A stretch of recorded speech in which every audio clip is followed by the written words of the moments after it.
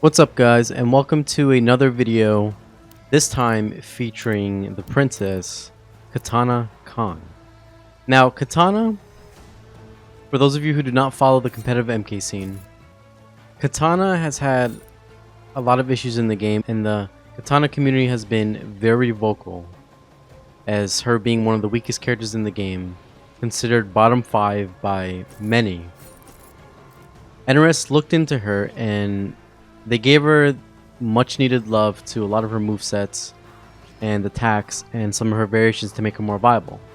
So what NRS did is, we're going to go through her general changes first before we get to her specific variation changes. Is they increased the hitbox on her standing 1, so now it has a bigger hitbox. Her 4-2-3-4 second hit is now special cancelable. This before used to not be special cancelable. So off this now, if you want, you can go into lift on the second hit. You can use it for certain combos to do things. And the biggest buff that they gave to this string, aside from the special cancel on the second hit, is now the last hit is 2 frames faster. And on crushing blow, it's now a pop-up launcher. So if you hit your opponent with the crushing blow on this last hit, Kitana gets a pop-up launcher into some good damage. The second buff she got is, the fourth buff she got is her fan projectiles against airborne opponents that she hits now have a little bit more hit advantage, which will make some juggles easier to do, and some combo confirms will be a little bit easier to perform. The second hit of her meter burn fan is a mid. This used to be a double high before, and now they made the second hit a mid, similar to how it was in MKX. In MKX, Kitana's fan toss EX, she threw 2 fans at you, and the second hit was a mid, so they kind of brought that back from MKX. One of the most interesting buffs to her fan is her EX air fan. Now, if you do it, she'll recover much quicker. And now when you hit your opponent in the air with this move, you're going to be able to actually follow up with a combo. So just to show you guys a super simple combo that anybody could do, you could do a jump kick fan and then go into a string. I'm sure Kitana players have way better combos than the one I've shown you. She can do something like a lift follow-up and then go into other combos.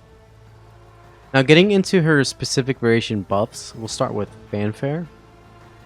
Fanfare is the variation that a lot of people consider to be true Kitana. She's using all her fan moves. She's got her square wave. She's got her assassin moves. It's your typical old-fashioned Kitana, which many people like. So what they did for this variation is they made her air flutter, which is her down back 2 in the air, her air float. They made this move recover quicker. So now, like, doing something like this on block, you can't really interrupt that as easy as you could before, and it's easier to combo into, and her flutter is just a little bit better. So that received the buff. They also gave this variation a specific unique buff, which anytime you do an air fan and it hits the opponent, you can cancel some of the recovery into her square wave move, which is this attack. So to demonstrate that, you can do something like this. You can see when I'm landing, it's actually canceling it for me, then it's hitting Kitana, so you're able to get some extra damage with this variation compared to her other variations by doing like a combo and then jump kick fan and ending it with square wave, and then you'll be able to get a little bit more damage. And you can also amplify that, of course, to further increase the damage. Her highborn variation got to her Adenian Razors move, the one where she spins the fans around her. Those fans and the hits have been made more consistent on both sides, so now it won't be too polarizing on one side, and then the other side it won't work as well. So that's been fixed, which is good for highborn. And they also introduced a brand new third variation, which is called Fearless. And in the Fearless variation, Kitana gains access to a low fan attack, which is not bad. It seems like a very decent projectile, and it hits low, so your opponent's going to have to jump this to avoid taking chip. And she also gets access to this overhead air attack called Adenian Twist, which is a double hitting overhead attack. And her lift gets a bonus which creates kind of a tornado that travels across the screen, and there's some cool setups you can do with this. Like, for example, let's say you hit your opponent. I'll do like a super simple combo. So you hit your opponent, back 1-4, jump kick amplified fan, and then you can do again back 1-2-4, And that right there is meaty. You can see the block advantage says it's plus 10. So doing a setup like that, again, I'm sure you guys can find better setups than that. That's just a super easy, quick 2-minute setup I found into fan lift. And off the frame advantage, you can follow up with a meaty or move or dash up and do something. And if they try to get up and mash or jump or poke, they're going to get hit by the lift, of course, which will combo them, because in this variation, no matter where the lift hits, they're going to get lifted for a combo. So they can't really wake up from full screen. They can't wake up attack because their attacks aren't going to be able to hit you from that range. They could wake up roll, however, but Kitana will recover first before the opponent, so they can't just wake up roll to avoid the lift and then punish you.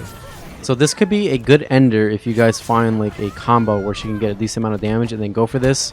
It could be a really good setup in certain situations, and definitely to close out a round, especially when you combine it with her instant air overhead, this move. So this attack in the frame data says, I believe the frame data says it's 9 frame startup. Let me double check.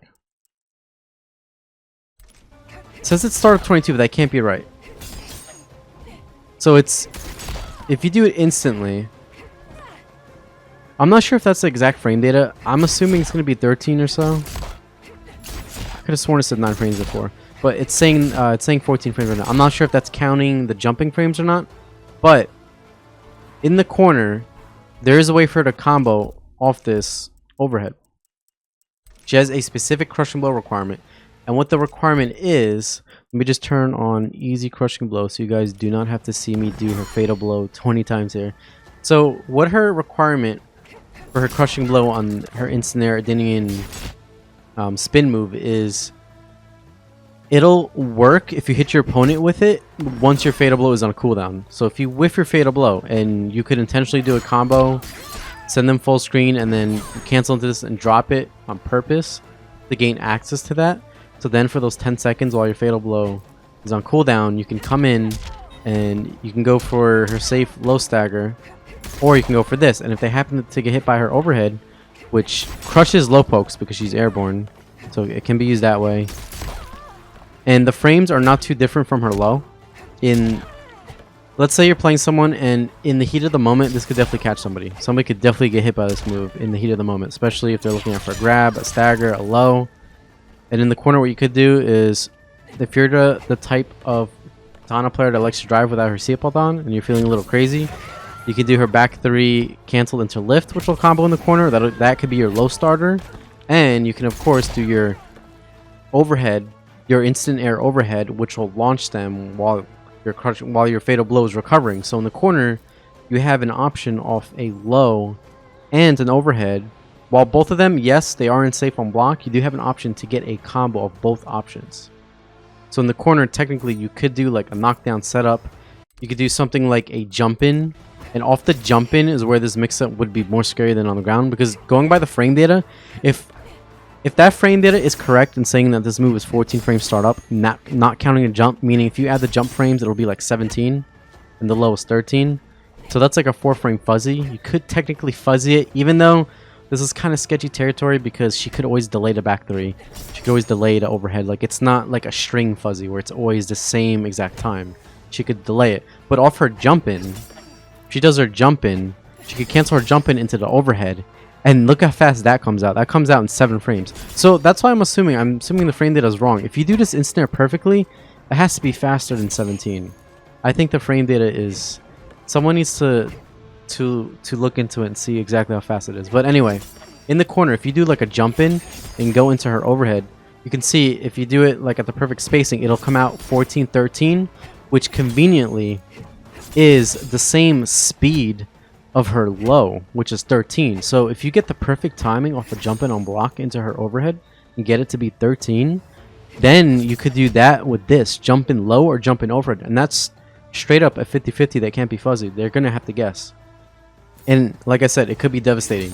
You could do it into back 3 lift or overhead and get a full combo and potentially win a round or a match off of it. Now there's another thing to note on her fatal blow, and I'm not sure if this is a bug or intended. I'm gonna assume it's intended, because if it wasn't, then NRS would have probably taken it out. But this will only work on the 1 round that you have fatal blow. But so the move requirement for the crushing blow on this states that it's when your Fatal Blow is in cooldown, meaning it's recovering for you to gain access back to it. But if you happen to hit your opponent with a Fatal Blow, if you hit them with your Fatal Blow, whether it's in a combo or as a reversal or just hitting them raw with it, for the rest of that round, your Crushing Blow on this is actually loaded in there.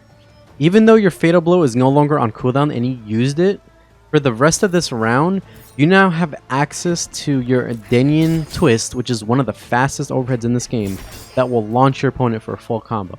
So if your opponent does not know about that, and let's say you hit them like round 2, round 1 with an early Fatal Blow, and then it's like 10 seconds later in the match, and they totally forget about that, this can lead to a potential round steal, and you can win the game. So these are the things Kitana got. I think she was given much of the needed love that she deserved, and I hope the Kitana community appreciates Kitana more and thinks that she's viable and is worth using in tournaments, because I know it's kind of sad to see a character as popular as her that wasn't really played in tournaments that much, wasn't really played often online, but now that she received a lot of buffs, more so than other low-tier characters when you compare them, I hope that she's in a better state, that more people will want to try her out and play her. And I hope that the Kitana player likes this version of Kitana. Thank you guys so much for watching, and stay tuned again for more videos on the rest of the cast for this new MK11 balance patch.